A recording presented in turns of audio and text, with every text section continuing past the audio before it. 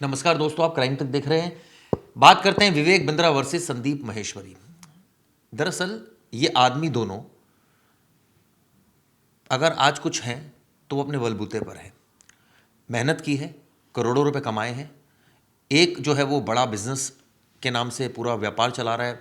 100 करोड़ के आसपास तो शायद उसने डिक्लेयर किया था कि मेरे पास ये इसके जो है वो कैश फ्लो है। इसके अलावा जो दूसरा शख्स है यानी संदीप माहेश्वरी, वो भी करोड़ों रुपए कमा रहा है और इमेज बाजार जो एक साइट है जो कि फोटोग्राफ सेल करती है वो उसकी, और कई देशों में इसका नेटवर्क फैला है। लेकिन संदीप माहेश्वरी के बारे में एक बात और इंपॉर्टेंट है कि वो यूट्यूब से पैसे नहीं कमाता है, उसने मोनेटाइजेशन ऑन नहीं किया। लेकिन सवाल ये उठता है कि इन दोनों का जो विवाद हुआ है, विवाद पर तो हमने कई बार वीडियो बनाई, बताया आपको, लेकिन असल में ये दोनों हैं क्या, क्यों ये मोटिवेशनल स्पीकर बने, इनकी कहानी क्या है।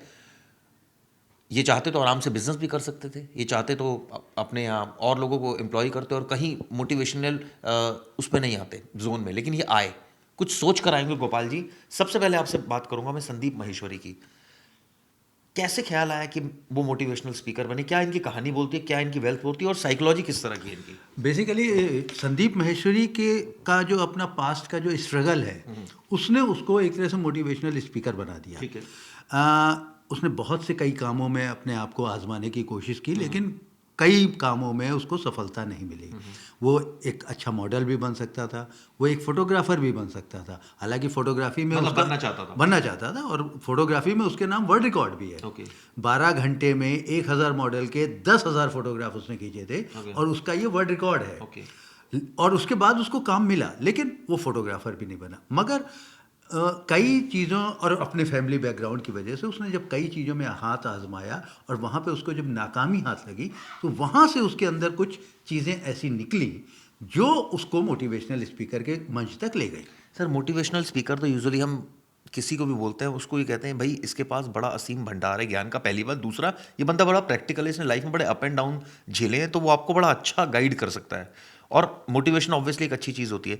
मैं संदीप माहेश्वरी के बारे में स्पेसिफिक पूछना चाहूँगा, क्या ये दिल्ली के परिवार से था, फैमिली जी हाँ, बैकग्राउंड क्या था, थोड़ा ये बताइए। दिल्ली में ही पला बड़ा है, दिल्ली में ही फैमिली थी और किरोड़ी मल से पढ़ा है, बीकॉम किया हुआ है इसने।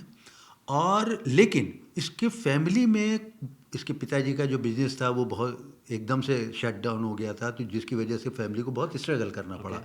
फिर ये उस समय पीसीओ और एसटीडी बूथ का काम शुरू हुआ था, तो इसने शुरू किया था और बाद में उसकी माताजी ने उसको देखना शुरू किया था। तो कुल मिला के कई चीज़ें उसने जो है वो फेस की हैं, कई दौर से गुजरा है, तो स्ट्रगल तो है इसकी लाइफ में।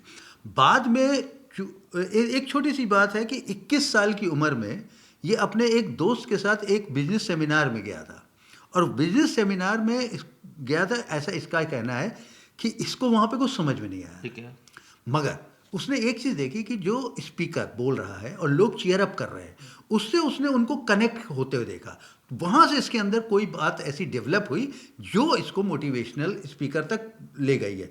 दूसरी चीज़ आपने जो बात कही कि पढ़ा लिखा, बिल्कुल पढ़ा लिखा। इसने बहुत सी किताबें पढ़ी और रिकमेंड की हैं लोगों को कि आप इन किताबों को पढ़ें। उसका शुरुआत होती है गीता से और बाइबल तक जाती है। ओके। तो उसने ज़्यादातर किताबें पढ़ी हैं और खुद भी स्ट्रगल किया। ठीक है।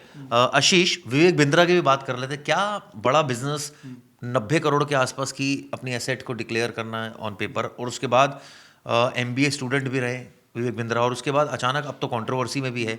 तो ये लाइफ कोई ऐसी बड़ी स्मूथ रही या बड़ी डिफिकल्ट रही, और क्यों ये इस फील्ड में है, एग्जैक्टली वीडियो बनाने लगे? जी देखिए, जैसे इन्होंने बताया संदीप माहेश्वरी के बारे में कि उन्होंने बहुत स्ट्रगल देखा है। स्ट्रगल इनका भी कम नहीं रहा। ओके। अब लोग मुझे ये ना कहें कि मैं विवेक बिंद्रा की हिमायत कर रहा हूँ, लेकिन ये दोनों ही जो मोटिवेशनल स्पीकर्स हैं, इनका जो पुराना समय रहा है, ये दोनों का स्ट्रगलिंग से भरा रहा है। स्ट्रगल इन्होंने किया है। विवेक बिंद्रा की जो जर्नी शुरू होती है, सबसे पहले मैं आपको बताता हूँ कि इनके परिवार ने सुख नहीं देखा। इन्होंने अपने परिवार में सुख बिल्कुल भी नहीं देखा। जब ये 2.5 साल के थे तो इनके पिता का देहांत हो गया। ठीक है। तो उसकी वजह से भी इनको काफ़ी दुख था। ऊपर से इनकी माँ ने दूसरी शादी करवा ली थी। इनको अपनी माँ का भी इतना प्यार नहीं मिल पाया। ओके। ये उसके बाद अपने चाचा के घर, अपने दादा के घर चले जाते थे रहने के लिए, और बचपन इनका इतना अच्छा नहीं था। फिर इन्होंने अपनी स्कूलिंग की दिल्ली से ही, सेंट जेवियर स्कूल है, उससे इन्होंने अपनी स्कूलिंग की। ठीक है। इसके बाद इनको बिजनेस में बहुत रुचि थी। शुरू से ही इनको बिजनेस में बहुत रुचि थी। ये नौकरी को इतना पसंद नहीं करते थे। तो इसकी वजह से इन्होंने MBA भी की। MBA इन्होंने की नोएडा के MET से। उसके बाद इन्होंने बहुत सारे लोगों को मोटिवेट किया, बिजनेस कंसल्टेंसी भी इन्होंने की। लेकिन ये मतलब कि जो ये चाहते थे, जैसा काम ये करना चाहते थे, वैसी ग्रोथ इनको नहीं मिल पा रही थी। इन्होंने 2012 में एक कंपनी भी खोली ग्लोबल ACT नाम से। जैसे ये अब बड़ा बाजार है, बड़ा बिजनेस है, वैसे ही इन्होंने ग्लोबल ACT के नाम से कंपनी भी खोली। इसमें ये कंसल्टेंसी सर्विसेज करते थे, लोगों को, कंपनीज को मोटिवेट करते थे कि उनको बिजनेस आइडियाज़ देते थे। ठीक है।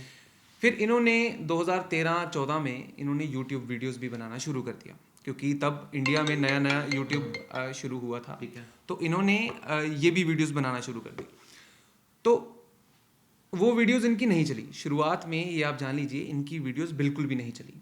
अब आप पूछेंगे कि यार इतने अच्छे मोटिवेशनल स्पीकर अब हैं और इतने लोग इनको चाहते हैं, तो इनकी वीडियोस क्यों नहीं चली? उसमें रीज़न ये था कि स्टार्टिंग में इन्होंने वीडियोस जो बनाई थी वो थी अंग्रेजी में। ठीक है। इंग्लिश में ये वीडियोस बाद में इन्होंने हिंदी में बनाना शुरू कर जी। दिया और 2009 के बाद एकदम बिजनेस बूम। जी 2019 के बाद 19 के बाद इन्होंने बड़ा बिजनेस प्राइवेट लिमिटेड नाम से अपनी कंपनी रजिस्टर करवाई। और उसी के बाद से इन्होंने ये अपना नया जो बिजनेस है, जो मार्केटिंग का भी है, उसी बिजनेस बड़ा बिजनेस प्राइवेट लिमिटेड के अंदर शुरू किया। तो ये है विवेक बिंद्रा की भी जर्नी। आप ये जान लीजिए कि इन्होंने बहुत स्ट्रगल किया है, शुरू से ही ये दुख में रहे हैं। इनके पास मैं एक बात ऐड करूंगा चिराग जी, ये बाहर जाना चाहते थे। जब जो मैंने आपको बताई MBA की बात इन्होंने नोएडा से की, असल में ये अपनी MBA विदेश से करना चाहते थे। ये चाहते थे कि मैं लंदन से अपनी MBA करूं, लेकिन पैसे की कमी होने की वजह से ये वहाँ पे नहीं कर पाए। और ये बात इनको बहुत खली।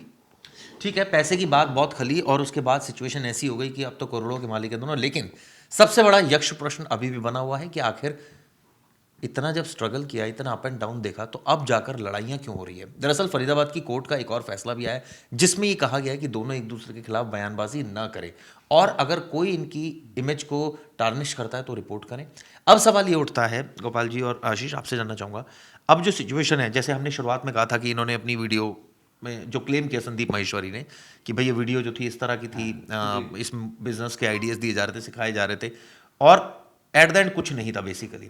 तो एक बार और दर्शकों के लिए ये ज़रूरी है बताना कि ये कोर्सेज के बारे में एक्सप्लेन करते थे और ये कहते थे मेरा कोर्स ले लो एज अ प्रोडक्ट, या फिर वो एक मार्केटिंग वाली बात थी? देखिए, विवेक बिंद्रा को बिजनेस के लिए कोई भी गाली गलौज नहीं कर रहा। लोग भी जो हैं वो विवेक बिंद्रा को बिना बात के गाली नहीं दे रहे कि क्यों आप कोर्स बेच रहे हैं या क्यों आप अपना बिजनेस कर रहे हैं। बिजनेस तो ये सालों से कर रहे हैं। ठीक है। पिछले 10-12 साल से ये बिजनेस कर रहे हैं, तो आपको दिक्कत थोड़ी है इसे। ना ही मुझे दिक्कत है। दिक्कत इस चीज़ से थी कि ये लोगों को बोल रहे हैं कि मेरा प्रोडक्ट आगे बेचो। जब आपको प्रोडक्ट ही नहीं पसंद आया, आप क्यों बेचेंगे आगे? अगर मुझे किसी का प्रोडक्ट नहीं पसंद आया, मैं बोलूँगा कि ठीक है यार, मैंने प्रोडक्ट ले लिया, मुझे पसंद नहीं आया तो मैंने यूज़ करके फेंक दिया या कुछ भी कर दिया। अब आप मुझे बोलोगे कि यार मेरा प्रोडक्ट किसी और को बेच, और मुझे लालच दोगे कि आप भी पैसे कमाएंगे।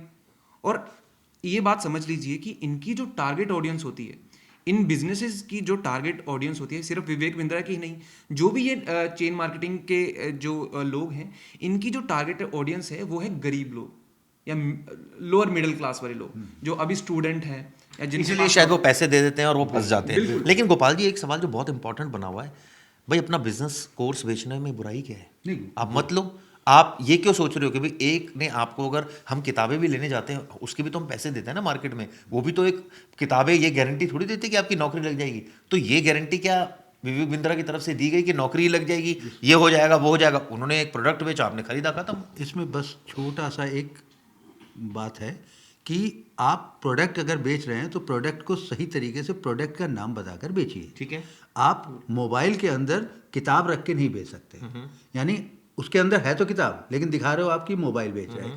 कहने का मतलब ये है कि पैकेजिंग कुछ और है। अब सवाल ये है सबसे इंपॉर्टेंट कि इस मामले में पुलिस में क्यों नहीं जा रहे संदीप माहेश्वरी जी? ऐसा नहीं है कि नहीं जा रहे, उन्होंने वो बाकी कंप्लेनेंट के साथ अथक मेहनत कर रहे हैं कि वो उन्होंने कहा है कि आप कीजिए, और बहुत सारे लोगों ने कंप्लेंट कर भी दी है। कमेंट, हमारे कमेंट सेक्शन में भी लोगों ने कहा है कि मेरे साथ इतनी इतनी रुपए की ठगी हुई है और हम कंप्लेंट कर चुके हैं। तो ये मत कहिए कि इनके खिलाफ कंप्लेंट नहीं हुई। पुलिस इनको ढूंढ रही है। इनके घर भी जा चुकी है पुलिस नहीं, एक वो बार। तो एक जो इनकी वाइफ से इनका झगड़ा हो उस सिलसिले जी में है। उस सिलसिले में भी है, इस सिलसिले में भी अब पुलिस ने जांच शुरू कर दी है और जी जल्दी हाँ। आपको कुछ देखने को मिलेगा। बेसिकली क्या है कि अब संदीप माहेश्वरी की अगर आप बात करें कि वो इनके खिलाफ कंप्लेंट नहीं कर रहे, तो संदीप माहेश्वरी का डायरेक्ट कोई सीधा नहीं, क्यों नहीं है सर? वो साफ confrontation साफ नहीं साफ ये कह रहे हैं संदीप महेश्वरी के मेरे घर पर विवेक बिंद्रा के गुंडे आए। उन्होंने विवेक बिंद्रा के गुंडे नहीं, नहीं कहा, clear- उन्होंने कहा है कि मेरे घर में गुंडे आए। विवेक बिंद्रा देखिए उन्होंने कहा नाम कि ये इन्वेस्टिगेशन होनी चाहिए किसकी। हाँ बिल्कुल, तो वो उसके बारे में वो अपना कानूनी सलाह ले रहे हैं, जैसा मेरी जानकारी है कि वो कानूनी सलाह ले रहे हैं, और ज़रूरत पड़ने पर अगर उनको लगता है कि हाँ इस इंक्वायरी से वो सेटिस्फाई नहीं होते, तो फिर वो कंप्लेंट करके वो बाकायदा उसको कानूनी जामा पहनाएंगे। ये जो संदीप माहेश्वरी और विवेक बिंद्रा की जो बात है, ये दोनों में झगड़ा तो अभी चल रहा है, लेकिन संदीप माहेश्वरी ने जो लोगों से मांग की है कि आप कंप्लेंट कराएं, वही जो लोग हैं वो कंप्लेंट करा भी चुके हैं इनके खिलाफ। कौन से थाने में हुई?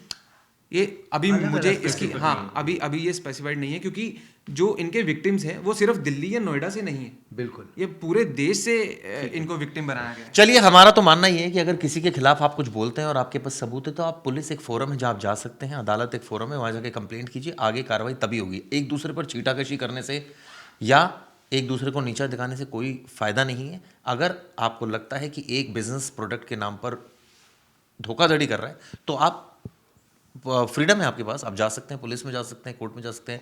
तो देखना होगा कि आने वाले वक्त में क्या सिर्फ जो महिला के साथ मारपीट की है, अपनी वाइफ के साथ मारपीट की है विवेक बिंद्रा ने, वो तो मुकदमा हमने देखा दर्ज हो गया, क्या और मुकदमे इसमें दर्ज होंगे, जांच होगी, आगे फेयर इन्वेस्टिगेशन होगी, नहीं होगी, ये देखने वाली बात होगी। तो दोस्तों, ये वीडियो आपको कैसी लगी ज़रूर बताइएगा।